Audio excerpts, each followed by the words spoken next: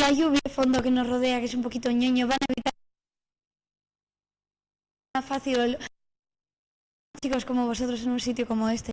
¿Qué hacéis? Pues mira, hemos venido a mojarnos un poquito y daros un concierto de rock and roll con toda nuestra energía, aunque hoy va a ser más íntimo porque vamos a hacer gran parte del repertorio en acústico, pero con muchas ganas que teníamos de venir a Gijón. Hace ya 2-3 años que no veníamos y repetimos sitio porque es el mismo teatro donde estuvimos, así que encantados de mojarnos un poquito. Oye, mira. Aunque no son necesarias las presentaciones, ellos son Eduardo, Carlos y Miguel. Michael, ¿cómo hacemos? Miguel, me llamo Miguel, ¿no? Y Michael, pero... ¿Lo de Michael por qué es? Porque él es de un país que se llama... Miguel lo dicen así. Lo dicen así, ¿no? Sí, dice, cuéntale. Sí, bueno, mi padre era estadounidense, mi madre es española, ¿no? Soy un híbrido, pero decidí quedarme aquí. Y bueno, me he incorporado con Burning hace poquito para aprovechar la inercia de este nuevo disco. Reincorporado, ¿no? Reincorporado y es de los mismos clásicos del grupo, ¿no? Claro, y bueno, todos somos clásicos, pero en fin, yo me inicié con Burning, aquí hace 26 años en la discoteca El Jardín, creo que se llamaba. Y bueno, es mi cumpleaños hoy, con lo cual ya... ¡Felicidades! Un tiro, ¿no? Todo. Sí, todo viene muy bien hilado.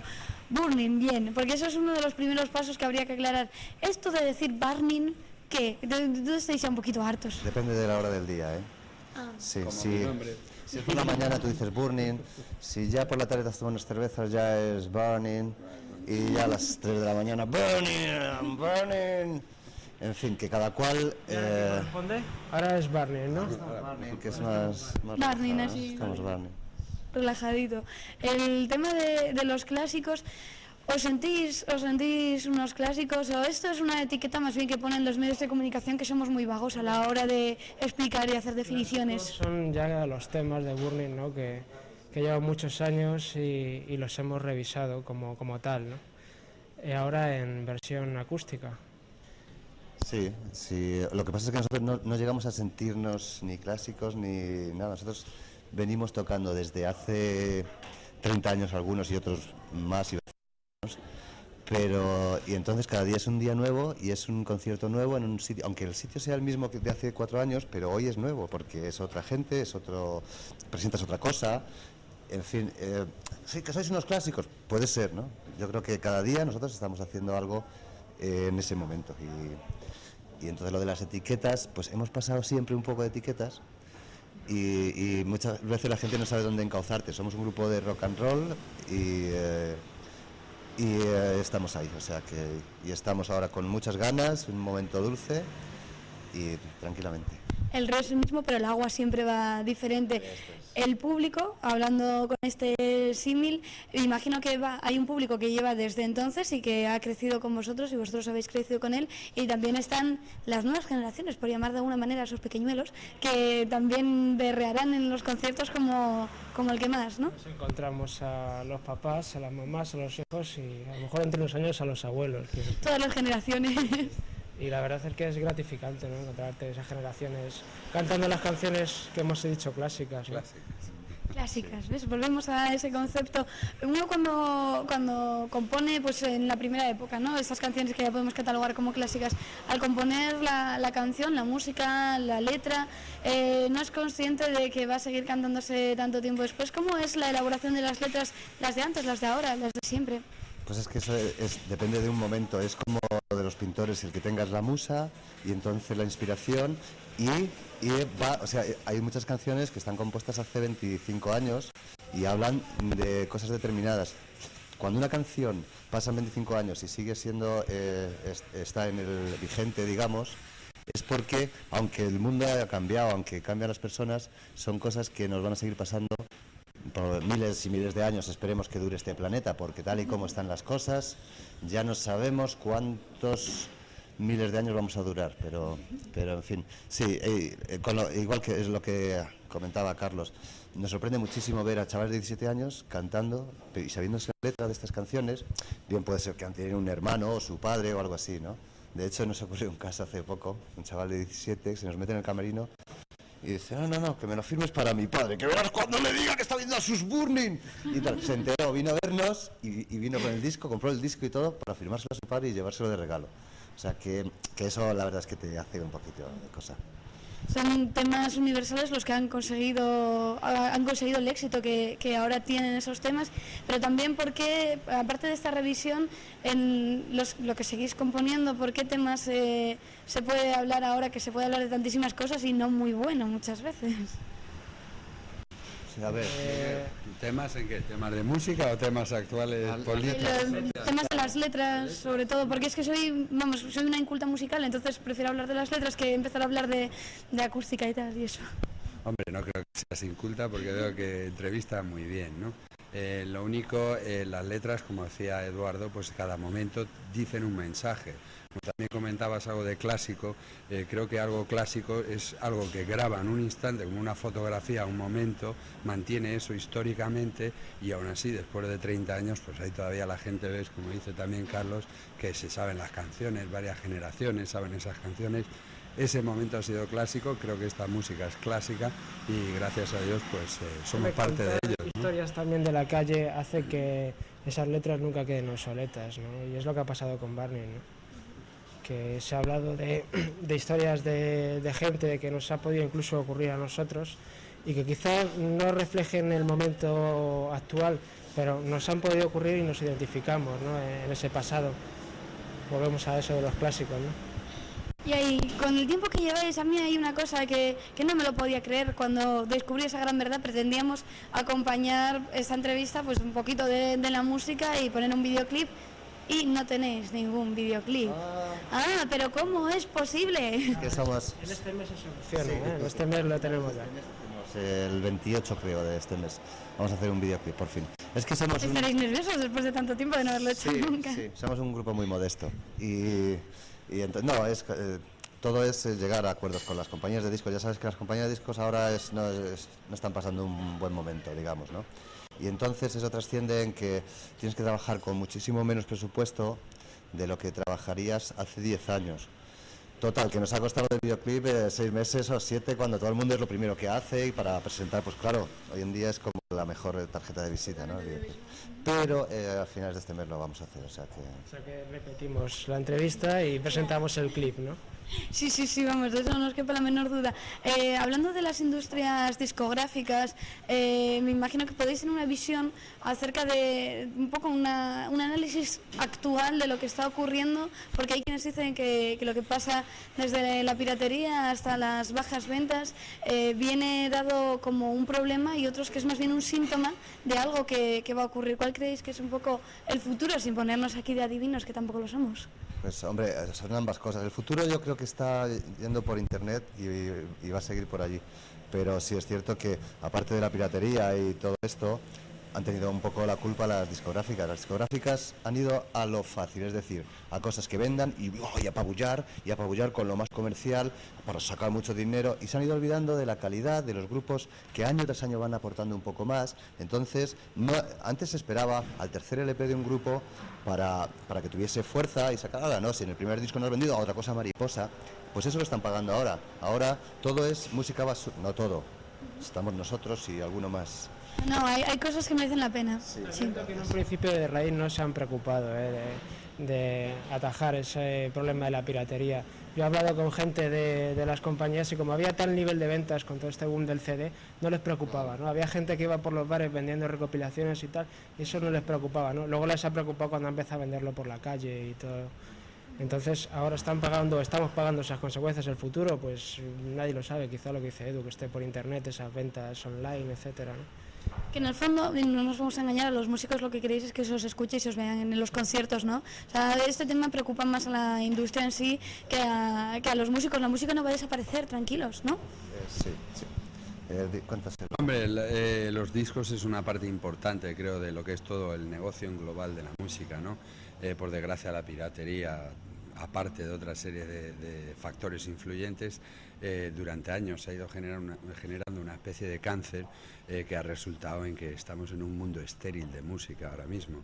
Por desgracia creo que es como la moda, vamos a ir marcha atrás y coger los patrones antiguos, revestirlos y presentarlos como moda actual, ¿no? Espero que en el futuro volvamos a poder disfrutar de los años maravillosos que fueron los 60, los 50, los 70, los 80, que había una explosión de música y de imagen total. Sí, eso es cierto. Espero que eso vuelva pronto, ¿no? Y que nos ayuden a ello.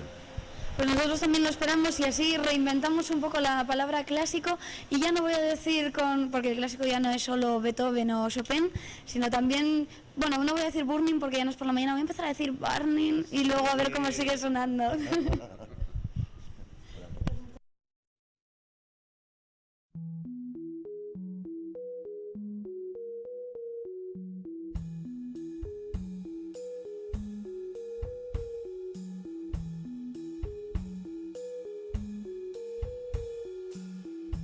Perdí cientos de horas en buscar un lugar donde tocar el suelo. Encontré 2000 palabras que guardar y vi toda mi vida alrededor. Canté 100 escogidas al azar, sonó como si ya existiera. Grité las que no me gustaban y vi que solo hablaba de los dos, que solo hablaba de los dos, que solo hablaba de los dos. Sumas y restas, demonios dentro de palabras. Tiemble la luna que llene el tedio de tu cama. Pensé que no me equivocaba y fui directo al centro de la luz. Busqué donde siempre encontraba y vi que solo hablaba de los dos. Quemé todos mis trajes de color, brindé por el blanco y el negro. Noté lleno de arena el corazón y vi que hago canciones para ti, solo canciones para ti, que van hablando de los dos. Grabé canciones para ti, llegué después de algunos años y partí en el segundo en que llegué. La esencia yo creo que es una esencia cambiante porque lleva 20 números, lo cual quiere decir 20 años, y una revista siempre tiene que estar, aparte de lo que sea ella misma, metida en la realidad, porque si no sería un libro. Y esta esencia también sería casi un barco, ¿no? Un barco que va recogiendo todo lo nuevo, todo lo que queda, todo lo viejo y lo nuevo, y lo va juntando, mezclando y dando claves para interpretar nuestro mundo y nuestro arte. También es una revista que permite mucha más libertad que, bueno, nos gusta creer que otras revistas, entonces da cabida a autores y a textos que en otros lugares no tendrían la suficiente importancia. Entonces en Lunula sí que adquieren esa y sí que adquieren esa significación. Hasta hace un par de números, cada número era simplemente lo que había en ese momento. Pero a partir de un par de números, este que se dedica a las mujeres, el Lunula 20, y el anterior al melodrama, sí que tenemos una línea de argumentación, digamos. Nos dimos cuenta de ella en el melodrama, justamente cuando la Lunula se decidió dedicar a un solo tema. Se vio que bajo ese epígrafe melodrama, que habían cosas muy diferentes y que había como un poliedro, como algo que tenía diferentes caras, diferentes visiones, y entonces nos pareció una idea muy guapa meter un solo tema y a partir de ese tema que se desplegara en cosas que igual no tenían nada que ver, pero que sí que internamente tenían algo que ver, porque hay dos similitudes en el mundo, digamos las similitudes de algo parecido o algo igual y las similitudes internas, algo que no es igual pero está internamente conectado. Entonces Lunula sí que quiere conectar eso que está internamente conectado, aunque ni siquiera se mire, ni siquiera se toque o no se conozcase. Este tema fue un abandono en principio, fue un abandono de los directores o los dirigentes de Lunula, que eran hombres. Decidieron dejarlo, sobre todo Jesús Rodríguez Castellano se marchó a las islas y dejó su número o su revista en manos de las mujeres, de su vida, digamos, ¿no? Y a partir de ahí decidimos que las mujeres tenían algo que decir, incluso más allá de un hueco. Y todos tenemos que escucharnos a las mujeres, escucharlas mucho más allá de un hueco, mucho más allá de simplemente un trozo de la población, un trozo del Parlamento. Y entonces surgió la idea de la identidad femenina porque es un tema muy, muy complejo sobre el que hay que trabajar artísticamente, yo creo que también personalmente. No solo las mujeres, sino toda la humanidad tiene que trabajar sobre su identidad femenina negada. La identidad femenina además siempre ha estado como una hoja en blanco en la que los demás escribían lo que ellos querían ser, siempre ha sido el otro. Bueno, todos recordamos a Simone de Beauvoir y el segundo sexo. Entonces, la identidad femenina es algo roto que nosotras y nosotros y todo el mundo tenemos que ir recomponiendo.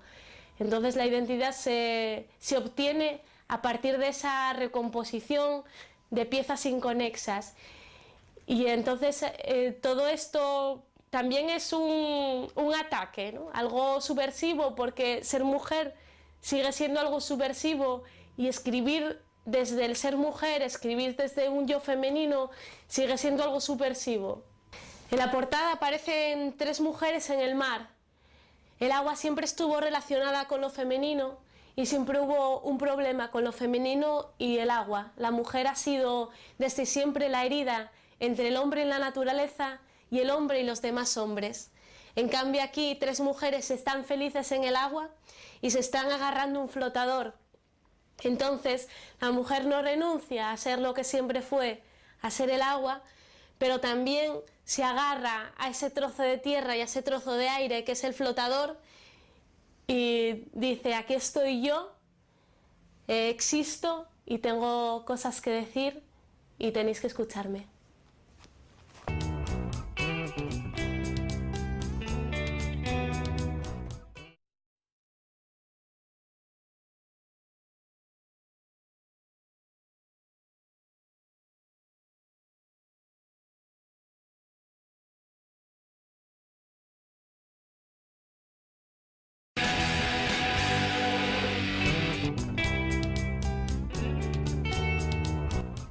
Con libros como este, como Zigzag, uno se alegra de ser lector y haber descubierto el placer de la lectura, porque si no, de verdad que sería de mí. Y hay que agradecérselo a su autora, José Carlos Somoza, al que ya siempre es un placer entrevistar, pero encima cuando hace libros como este, que yo personalmente decía, después de la dama número 13, quizás no voy a leer nada mejor, sí, es Zigzag. Y yo creo que podríamos empezar por, siendo un maestro del miedo como eres, o bueno, de crear tensión, a veces escribiendo no te asustas a ti mismo. Bueno, sí, como lector a veces sí, pero como autor no, porque como autor lo que quiero es asustar. Entonces, lo bueno de los autores es que también pueden ser lectores, no sé si al mismo tiempo, pero en fin, pueden ser lectores de su propia obra, entonces es bueno de vez en cuando asustarse uno mismo como lector, ¿no? Tú, que bajo al menos mi humilde punto de vista eres el autor de los nexos, las novelas siempre tienen nexos, pues el arte, la poesía, los cuentos, la filosofía, la música. El nexo de Zigzag es la física, bueno, no viajes en el tiempo porque no vamos a confundir las cosas, sí, pero la teoría de cuerdas y la física. Siempre habían sido el terreno más bien de las artes y de las humanidades. ¿Este salto de repente a la ciencia? Pues este salto tardaba ya en darlo, porque ten en cuenta que vengo de la ciencia, o sea, soy médico, y me parecía curioso que después de tantos libros dedicados a cuestiones humanísticas, como tú dices, ¿no? Pues de repente el tardar tanto en pasar a la ciencia era curioso. Más curioso todavía que haya elegido la física como primer paso, pero bueno, siempre me ha atraído. Yo creo que es la gran desconocida y curiosamente al mismo tiempo conocida y desconocida. Nos rodean cuestiones que la física ha conseguido. Me estás entrevistando con una de ellas, nos están viendo a través de otra y claro, a mí me sorprende mucho que sea al mismo tiempo la gran desconocida cuando ha sido la gran triunfadora del siglo, ¿no? Del siglo pasado, del siglo XX. Entonces tiene muchos rincones que el lector puede aprovechar, que el autor también puede aprovechar para escribir y bueno, ha sido mi primer paso en la ciencia, no será el último, seguro. Gaby Martínez, que también le interesa el mundo de la física, ha escrito Ático recientemente, bueno, el año pasado publicada, comentaba que a veces tenemos esa puñetera manía de separar la ciencia del arte, cuando realmente son cosas que tienen el arte mucho de científico y la ciencia mucho de artístico. Yo creo que en esta novela también se acerca, digamos, todo lo que no es científico dentro de la ciencia. Sí, no, y tanto. En realidad no hay, ya te digo, no hay esa diferencia, menos hoy día, ¿no? Hoy día la ciencia y el arte caminan juntos y sin embargo la ciencia, aunque es, como te digo, la hermana mayor de nuestras comodidades y de muchas de nuestras felicidades, es la hermana pequeña en cuanto a interés y en cuanto a, pues vamos a decir, curiosidad o no curiosidad, pues yo creo que el público tiene mucha curiosidad, pero no se la muestran bien. No hay verdadera divulgación científica o tanta como debería haber, porque sí que hay público para esa divulgación. Queremos saber qué es lo que saben esos privilegiados que han hecho tantas cosas por nuestro bienestar y no pocas también por nuestro malestar, ¿no? Queremos saber qué es lo que saben, nos gustaría saber qué es lo que conocen sobre el mundo y creo que no hay demasiada divulgación como debería haber. Quizás tienen este rollo un poquito críptico y yo que sé, elitista, así que vamos a aprovechar sin que nos desveles nada de la obra porque hay que leerla para que nos des algunos rasgos de lo que trata la teoría de cuerdas, que es bastante importante dentro del argumento de la novela. Bueno, es una teoría real de la física por la cual pues las cosas están hechas, los átomos no son puntitos o los componentes de los átomos, sino que son cuerdas. Esa es una teoría totalmente real y está a punto de ser probada. De hecho, ya algunos lectores me han enviado links a mi web en donde dicen que hay pruebas de que la teoría puede ser cierta. Pero yo me baso en ella para escribir sobre el tiempo, sobre un experimento llevado a cabo por unos científicos para intentar ver el pasado de la humanidad, el pasado, ¿no? Nuestro pasado, no solamente nuestro, sino de los seres que nos han precedido. Cosa que también es muy intrigante, porque ¿por qué no podemos recuperar ese pasado? ¿Por qué tenemos que vivir siempre hacia adelante? Es decir, ¿por qué tenemos siempre que avanzar hacia adelante, no podemos retroceder? Y ese tiempo que se nos ha perdido, ¿por qué no podemos recuperarlo en algún momento, ¿no? Entonces he tratado de ser riguroso, he tratado de ser serio con la ciencia, he entrevistado a físicos, me he tratado de documentar dentro de mis posibilidades y yo creo que ofrezco, si no una idea muy posible, sí que ofrezco una idea plausible acerca de lo que puede ocurrir con el tiempo y con la investigación sobre el tiempo y los riesgos graves que puede haber en un futuro. Y además es una idea que como juego literario es estupenda. Zigzag, aparte del proyecto que desarrollan unos científicos y de ser el título de la novela, a veces parece que en la narración el tiempo de la novela y cómo lo plasmas tiene bastante de zigzag. Van hacia adelante y hacia atrás como una Z. Sí, en la narración se plantea el movimiento temporal, digamos, primero hay que retroceder con la protagonista, que es Elisa Robledo, una física que tiene un secreto que se remonta hace 10 años, entonces el lector, digamos, que la acompaña en esos 10 años atrás y tiene que empezar a partir de ahí a ver qué ha ocurrido, qué ha pasado, vuelve otra vez al presente con ella porque ese secreto está influyendo en su vida actual, etcétera. O sea que es un movimiento de zigzag, en efecto. Elisa Robledo, la protagonista, si no recuerdo mal, aunque no era el personaje principal en Silencio de Blanca, había una Elisa, de una de las alumnas del profesor, puede ser. Esto de tener un nombre y para un personaje y luego tomar a otro personaje como el de Elisa, que además es un personaje muy fuerte, de mucha entidad, ¿no tenías la sensación de que de repente los pequeños, los niños estaban a veces al principio mezclando? Es arriesgado repetir un nombre, ¿no? Bueno, te tengo que decir que eres la primera que me señalas esa similitud que en efecto existe, y ahora acabo de recordarla, en efecto, con un personaje de mi novela Silencio de Blanca, que imagínate tú los años que hace que la escribí, hace ya bastantes años, por eso precisamente no lo recordaba. Pero no es la primera vez. Hay otro personaje que he repetido en algunas ocasiones, que es Lázaro, el nombre de Lázaro, que es un personaje que ha aparecido varias veces en mis obras. Y hasta tal punto apareció que al final llamé a uno de mis hijos Lázaro. O sea que si hubiera tenido una hija, a lo mejor lo hubiera llamado Lisa. ¿Quién sabe? Dante siempre, Dante está presente no solo en Zigzag, en La Dama número 13 también. Es un lugar común ya dentro de tu propio listado de gustos y de referencias.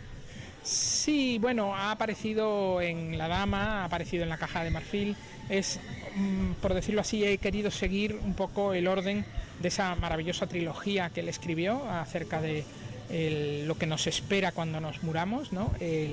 La Divina Comedia, y en este caso pues sería Zigzag, estaría dedicada al paraíso, ¿no? Pero es un paraíso un tanto especial. Fíjate que por un lado, en efecto, uno de los escenarios naturales es una isla paradisíaca en medio del Índico, pero por otro lado es un paraíso con serpiente incluida, ¿verdad? Y con un árbol de la ciencia del bien y del mal que no podemos tocar, es una cosa prohibida y que los protagonistas se arriesgan a tocar y a probar, ¿no? Entonces yo creo que tiene todas las características típicas de un paraíso, pero un paraíso terrenal, nunca mejor dicho. Tiene también un poco de esa cosa de las distopías y las utopías. Está situada en lo que es la acción presente en un futuro, no está situada en el 2006, está situada más adelante. Sí. ¿No te has cansado ya de que te digan que por este tipo de cosas haces ciencia ficción? Ya es un poco cargante, ¿no? Bueno, es más que cargante, es sorprendente, en el sentido de que hay mucha gente que se asoma a la sinopsis del libro sin haberlo leído y leen, dicen, científicos haciendo experimentos con el tiempo, ciencia ficción. Es curioso, a mí me sorprende porque me gustaría preguntar, ¿es posible escribir un libro sobre viajes en el tiempo que no sea de ciencia ficción? Que es más o menos lo mismo que preguntar si se puede escribir sobre cadáveres y policías sin hacer una novela negra, o sobre fantasmas o vampiros sin hacer una novela de terror, ¿no? O sea, ¿por qué ciertos temas tienen que ser como, vamos a decir, como prerrogativas de determinados géneros, ¿no? ¿Por qué? Es una cosa curiosa, ¿no? No creo que debamos ver la literatura de forma tan clasificada y tan encajonada, ¿no? Creo que tenemos que abrirnos un poco y explorar diversos géneros. Yo no llamaría Zigzag una novela de ciencia ficción, ¿verdad? Yo creo que la llamaría un thriller científico con ingredientes de terror o de, incluso hasta policíacos, ¿verdad? Hay un asesino, ¿no? Entonces, no tanto ciencia ficción realmente. Lo que pasa es que se lo pones muy difícil luego a los libreros para colocarlo. Que es un thriller. Es que no tengo ningún thriller de estos más científico con policíaco. Es que científico, ciencia ficción y ya está. Tiene también cierta cosa de la dinámica cuando están en la isla de los científicos y luego todo lo que les ocurre.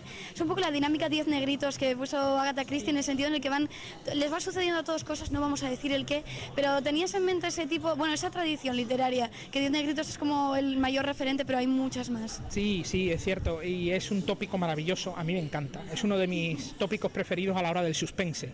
De repente 10 personas encerradas y cada una de ellas va muriendo, ¿no? Pum, pum, pum, pum.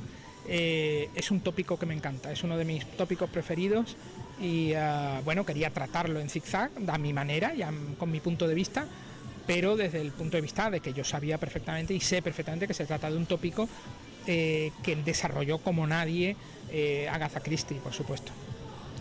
Respecto a las imágenes, incluso en algún momento, no sé si te han llegado a decir que es un poco gore, pero sí que, si no te lo han dicho, sí que algunos lo han llegado a pensar, porque son imágenes muy plásticas y sangrantes las que puede haber en tu obra en general, y sin embargo, al menos a mí me ha pasado que en Zigzag lo que me daba auténtico terror es que no me contabas nada, sino que simplemente me enseñabas las reacciones de los que lo habían visto, es decir, nada de gore, todo sutileza y sobre todo muchísimo más miedo, porque en el fondo lo auténticamente terrorífico es que no enseñas el monstruo, aunque luego el monstruo de esta novela sí llega a descubrirse, pero lo que es el monstruo del horror nunca lo llegas a mostrar. Me imagino que era una de las cosas con las que pensabas jugar y así aterrorizarnos a todos, ¿no?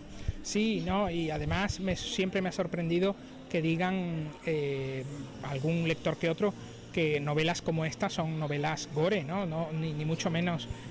Son novelas que describen unas escenas, pero hasta cierto punto de vista, porque hasta cierto límite, porque es que más allá no se aventuran, y es debido a que precisamente quiero dejarlo a la imaginación del lector, no creo que se trate ni mucho menos de escenas gore. Lo que sí es cierto es que quería mostrar un poco lo que es y el peligro que es Zigzag, y al final yo creo, sin desvelar absolutamente nada del final, que el lector puede atar cabos y puede darse cuenta y relacionar una cosa con otra y saber incluso la explicación de por qué todas esos crímenes son tan espantosos y tan horrendos. Creo, espero, sospecho, tú estás aquí que eres lectora y podrás atestiguarlo, que es algo que no tienen previsto los lectores, y creo, espero, sospecho que se sorprenden al final, pero bueno, eso ya es una cuestión de cada lector. Pues sí que os sorprende. Y ya para finalizar y como anécdota, a mí me han dado el chivatazo de que en Hong Kong eres algo así como más conocido que Ronaldinho, ¿no? Hace poco he estado allí, en Hong Kong, en Nueva Zelanda, un viaje agotador pero sumamente satisfactorio, porque como estaba diciendo hace poco, es enormemente satisfactorio comprobar cómo es la literatura, hasta qué punto rompe fronteras, hasta qué punto atraviesa toda clase de barreras, cuando se produce ese fenómeno, por cierto, tan frecuente como mal conocido, que es la traducción, ¿no? En donde de repente alguien de otro idioma te vierte en su idioma y trata de introducirte a sus lectores. Sin embargo, esos lectores después te leen y son pues como lectores españoles o como cualquier otro lector en el mundo, y te das cuenta un poco de que el mundo en efecto es un pañuelo, y de que sobre todo el mundo es un pañuelo cuando hay algo que lo une. En este caso, pues la literatura, ¿no? Que es una de las formas de convertir el mundo en un verdadero pañuelo. Pues al mundo lo une la literatura, lo une también un montón de cuerdas que yo creo que ya casi está demostrado, y si no, al menos a mí, que tampoco soy muy científica, con este tipo de demostraciones me sirve. Así que yo creo que lo mejor es no hablar tanto de la novela y que ya no esperéis, porque además es tremendamente adictiva. Zigzag de José Carlos Somoza. Más allá de lo que exige el tiempo, y dormir en cualquier lugar con quien me deje hacerlo, y besaré todas las bocas intentando demostrar que solo existe una, y en mi